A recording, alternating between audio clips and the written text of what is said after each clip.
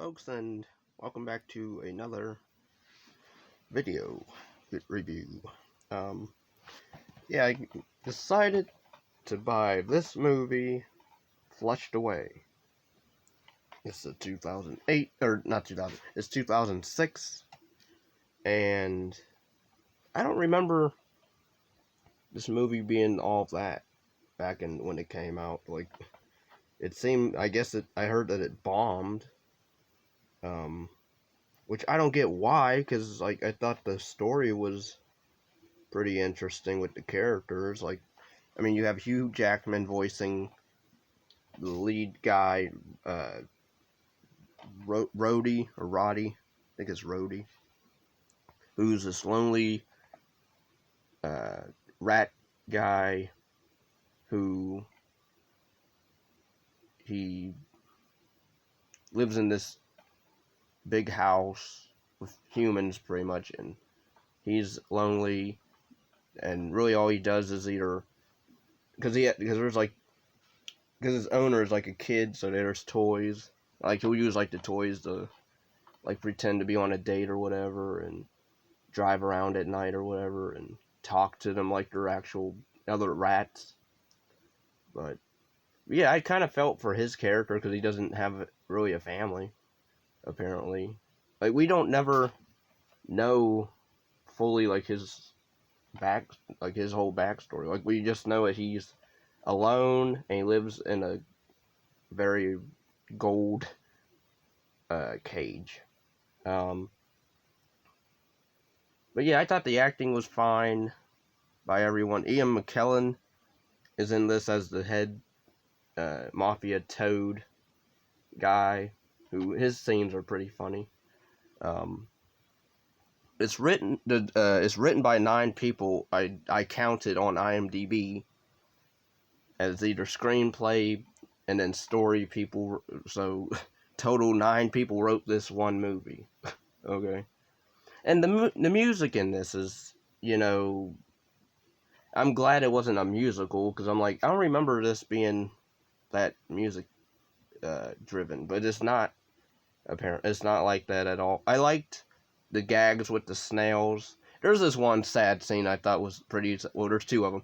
One scene where they do different homages to different classic movies, like James Bond or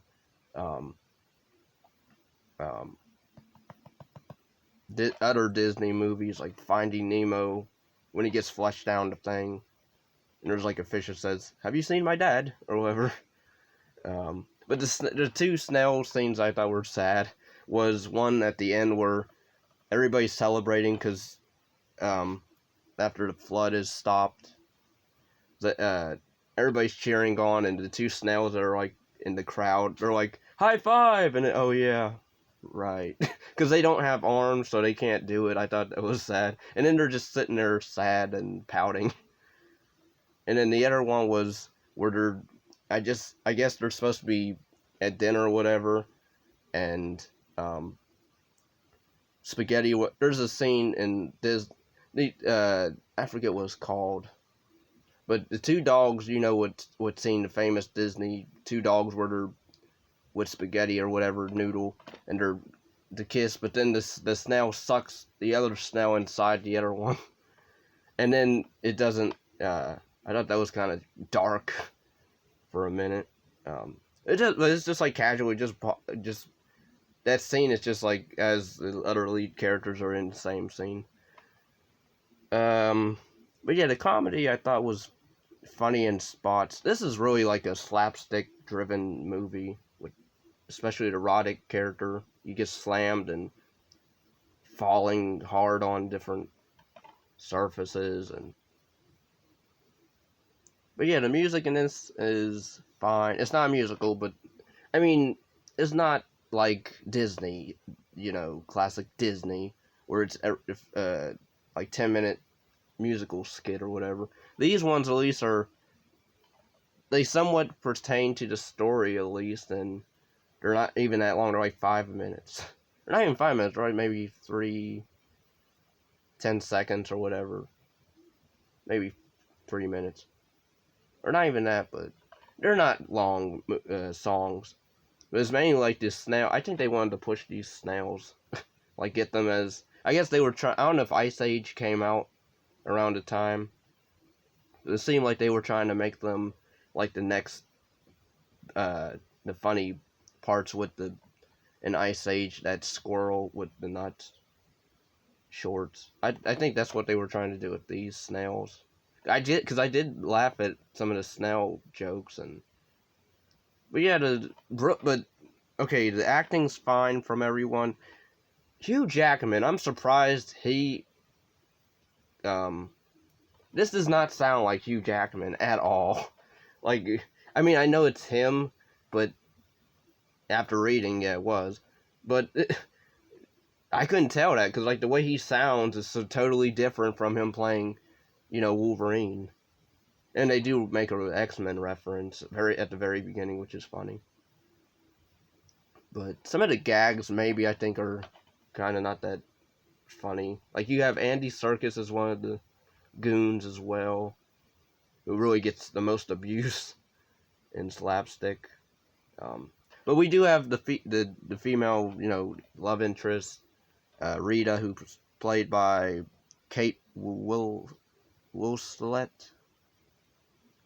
Sorry if I mispronounced her name, but I thought she did fine. I liked her. I really wish we would have followed her character more instead of Roddick, because, or whatever his, Hugh Jackman's character. I wish we would have followed Rita's character, because she's supposed to be like this Tomb Raider type girl who's a scavenger, and her family's poor, so she's trying to get, them up in the world, or trying to get by every day, trying to make a better life for her family. I would have liked to followed her adventures instead, because like she's the more capable in terms of dealing physically, like with when it's battling these toads that are after them, and rats that are after them. Like, her character gets them mostly out of danger. Like, she's able to fight them off, and and Rhodey isn't really, he's not really. When I was first watching this, when I popped this in, his character to me wasn't really that, engaging or, cool. Because again, he runs away from, because he gets flushed down the drain, or down the toilet, and, oh, I'm in the sewers, in a sewer town with other sewer rats in London. But, and then he gets mixed up with a mafia thing with the toads. So, and I guess I can't remember what happened. I guess they broke the diamond, because the head toad is after the diamond that Rita stole. Or not stole, but, well, I guess did steal, because technically it was her dad's.